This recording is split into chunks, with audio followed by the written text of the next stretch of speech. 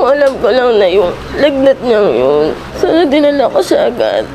Hirap tanggapin ng pamilya ng child star na si Sophie Corullo ang kanyang sinapit. Sa isang iglap, natuldukan ang pangarap ng bata nang mamatay siya nitong linggo dahil sa severe dengue. Akala mo simpleng lagnat lang, mamatay mo na pala. Maraming nakakalimot ang simpleng lagnat ay pwedeng sintomas ng mas seryosong sakit, ang dengue.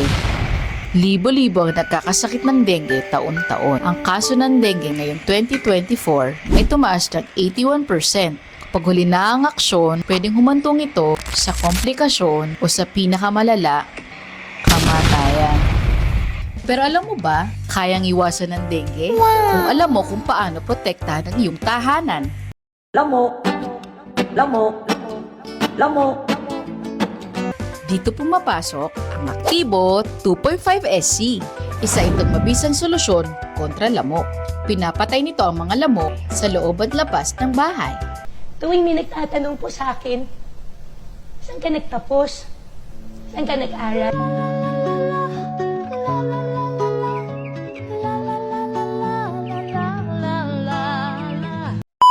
Madaling gamitin, mabilis ang epekto, abot kaya pa.